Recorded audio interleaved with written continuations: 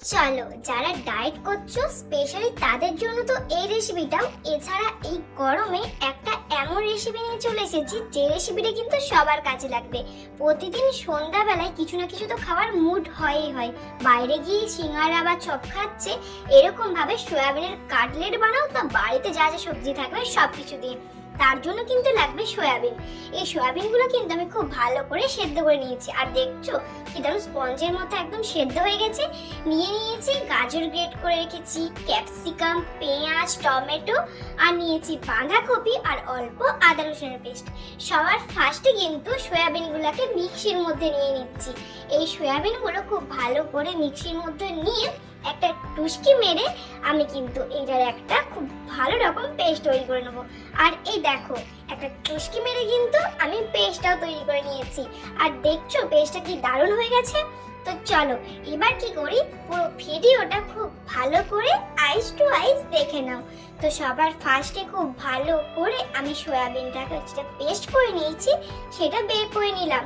এবার সয়াবিনের ভিতরে কিন্তু আস্তে আস্তে সব গুঁড়ো মশলাগুলো দিয়ে দেবো। তো সবার ফার্স্টে দিলাম লঙ্কার গুঁড়ো, হলুদ গুঁড়ো, তারপরে দিলাম জিরের গুঁড়ো, তারপর দিলাম অল্প ধনের গুঁড়ো, এবার দিলাম অল্প নুন। আর এই সবকটা উপকরণ দেওয়ার পর এই সব সবজিগুলো কেটে রেখেছিলাম, যেমন ক্যাপসিকাম, পেঁয়াজ, বাঁধাকপি, গাজর, আদা রসুনের পেস্ট, সবগুলো এই সয়াবিনের পেস্টের সাথে খুব ভালো করে মেখে নেব। আর আমার মাখাটা একটু অগোছালো হলেও আমি কিন্তু এটা কিন্তু খুব ভালো বাড়িতে বানাই। তো এটা আগে সবার ফার্স্টে খুব ভালো করে মেখে নিই।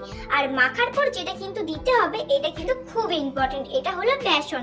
বেসনটা দেওয়ার পরে আমি 2 চামচ বেসন দিয়েছি, আবার যদি লাগে সেটা পরে অ্যাড করব।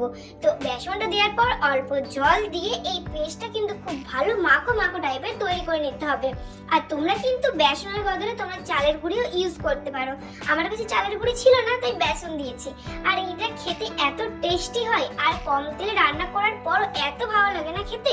তোমরা বাড়িতে একবার ট্রাই করলে ভাবতে পারবে। যারা ডায়েট করছো তাদের জন্য তো স্পেশাল করে এই স্ন্যাক্সটা তোমাদের জন্য। তো এবার আর কি, এটা বাচ্চা থেকে শুরু করে বড় সবাই খেতে পারবে। আর এটাতে কিন্তু একদমই বেশি তেল লাগবে না। তো তোমাদের সাথে কথা বলতে বলতে এই ব্যাটারটা কিন্তু খুব ভালো করে মেখে নিয়েছি। এরপরে কিন্তু এটার মধ্যে একটা জিনিস দেবো, সেটা হলো অল্প খাবার সোডা। খাবার সোডা দিলে না জিনিসটা একদম মুচমুচে হবে আর খেতে কিন্তু ব্যাপক লাগবে। এবার একটু সরিষার তেল দিয়ে এটাকে খুব ভালো করে মেখে 1/2 ঘন্টার মতো ফ্রিজে রেখে দেবো। বা তোমাদের বাড়িতে যদি ফ্রিজ না থেকে থাকে তোমরা এমনিতেও 10-20 মিনিটের মতো রেখে দিতে পারো। তো এবার এটাকে আগে ফ্রিজে রাখার আগে এটাকে একটু শেপ করে নিই। তো দেখো কিভাবে শেপটা করছি। সবার ফার্স্টে হাতে গুলগুলি পাকিয়ে মানে গোল গোল পাকিয়ে নিয়ে এরকম ভাবে আমি পুরো শেপগুলো তৈরি করে নিচ্ছি। আর দেখছো শেপগুলো কিন্তু খুব ভালো করে হচ্ছে, পুরো কাটলেটের মতো। কিন্তু কাটলেটের মতো হলো, এটা কাটলেটের মতোই খেতে লাগবে, কিন্তু ডুবো তেলে না ভেজে। আর তোমরা যেটা ভাবছো যে এই সয়াবিন জিনিসটা ভালো লাগবে না, বিশ্বাস করো এই সয়াবিনের কাটলেট মাছ মাংসের কাটলেটকে ফেল করে দিবে।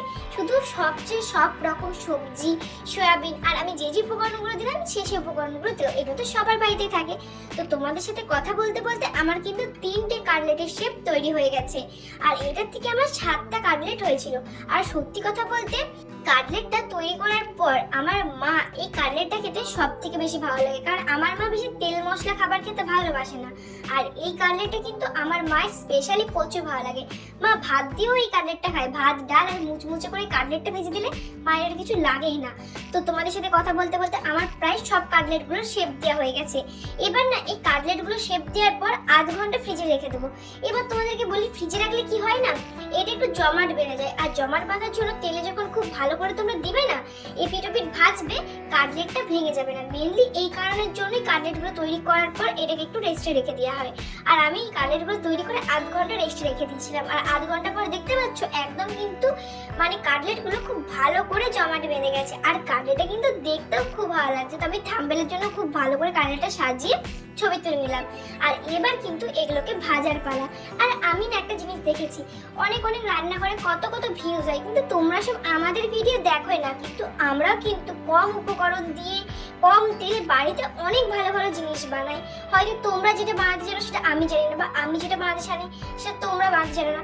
আমাদের মতো ছোট ছোট কুকিং চ্যানেলগুলো তোমরা একটু ফলো রেখো। আমি বলছি আমার মানে কুকিং চ্যানেলটা নয়, সব কুকিং চ্যানেলে কিন্তু খুব সুন্দর সুন্দর, যাদের দেখবেন ফলোয়ার্স কম তারা কিন্তু একদম মানে ভালো ভালো ভিডিও দেখায়, আর যাদের ফলোয়ার্স বেশি তারা কিন্তু একদম মানে সত্যি কথা বলতে কালার করে, অনেক কালার দেয় যাতে খাবারটা দেখতে ভালো, সেটা দেখে আমরা ভাবি আহা কত সুন্দর দেখতে লাগছে, তবে তৈরি করার পর অর্ধেক জিনিস নষ্ট হয়ে যায়। কিন্তু তোমরা যদি আমাদের ভিডিও দেখে তোমরা খাবার বানাও, তোমাদের খাবার নষ্ট হবে না, কারণ আমরা সত্যি কথা বলতে আমরা গরিব মানুষ, আমরা এমন কিছু বানাই না যেটা খাবারটা নষ্ট হবে, কারণ আমাদের বাড়িতে কোনো জিনিস বানিয়ে সে যদি না খাওয়া হয় আমাদের ঘরে কিন্তু তুলকালাম অশান্তি লেগে যাবে। তো দেখতে পাচ্ছ এই কাটলেটগুলো কিন্তু এরকম একটা প্যানের মধ্যে কত কম তেলে দিয়ে ভেজে নিচ্ছি, আর এরকম কম তেল দিয়ে ভাজলে কিন্তু সত্যি কথা বলতে যারা ডায়েট করে তারাও খেতে পারে, যারা ছোট বাচ্চা তারাও খেতে পারে, তাদের টিফিনে তোমরা দিতে পারো এই কাটলেটের সাথে একটু পাউরুটি বা রুটি। আর যারা কিন্তু মানে তেল মশলা খায় বা মানে একদম খায় না তারাও খেতে পারে। তো এবার আর কি আস্তে আস্তে খুব ভালো করে কাটলেটগুলোকে তুলে নিচ্ছিলাম, কারণ যেহেতু সয়াবিনের কাটলেট আর এটার মধ্যে আর সেরকম উপকরণ দেয়নি, মানে যেরকম বাজারের উপকরণ দেয় বিস্কুটের গুঁড়ো, ডিম, এসব কিছু দেওয়া হয়নি। এটার মধ্যে দেওয়া হয়েছে অনেক রকম সবজি যাতে সবাই খায়, তারা সবজি খায় না তারাও কিন্তু কাটলেটটা বানিয়ে দিলে একটু সস দিয়ে দিলে না মুচমুচে করে ভেজে দিলে তারাও খেয়ে নেবে। তো মেনলি এই জন্যই কাটলেটটা বানানো। আর কাটলেটটা তোমরাই দেখে বলো তো কাটলেটটা কি খারাপ লাগছে? তোমরা যদি বলো যে খারাপ লাগছে তাহলে তোমরা কমেন্টে করো, কিন্তু যদি ভালো লাগে প্লিজ একটা ভালো বলে কি হয়ে যায় বলো, তোমরা কেন ভালো বলো না? তো তোমাদের সাথে কথা বলতে বলতে দেখো কাটলেটগুলো কিন্তু ভেজে নিয়েছি, আর যে তেলটা ছিল তেলটা পুরোটাই শুকিয়ে গেছে। এবার কাটলেটগুলো তুলে নেব, আর কাটলেটগুলো তুলে নেওয়ার পর আমি মোমোর জন্য সবসময় মানে প্রায় দিনই আমাদের বাড়িতে মোমো বানানো হয়, তো মোমোর একটা সস করে রাখি যেটাতে মানে মোমোটা দিয়ে খেতে ভালো লাগে, তেঁতুল টমেটো সব কিছু দিয়ে। তো সেই সসটা দিয়ে আমি কাটলেটগুলো খেলাম গরম গরম বিকেলে চায়ের সাথে। আর এই কাটলেটটা খেতে এত ভালো লাগছিল না, এখন প্রচুর গরম পড়েছে, বাইরে চপ বপ খাওয়ার থেকে আমার মনে হয় ঘরে একটু এই কাটলেট বানিয়ে খাওয়া অনেক ভালো। তো এখন তো আমি অবশ্যই গরম গরম কাটলেট খাবো, এনজয় করবো, আর তার আগে তোমাদেরকে কাটলেটটা ভেঙে দেখাই, দেখো। তো তোমরাই বলো কেমন কাটলেটটা ভেঙে দেখার পর দেখতে পাচ্ছ উপরটা মুচমুচে ভিতরটা নরম, খেতে কিন্তু দারুণ লাগছে। আমি এখন কাটলেট খাই, তোমরা অবশ্যই চ্যানেলটা সাবস্ক্রাইব করেছো। যদি ভিডিওটা ভালো লাগে, বাই বাই।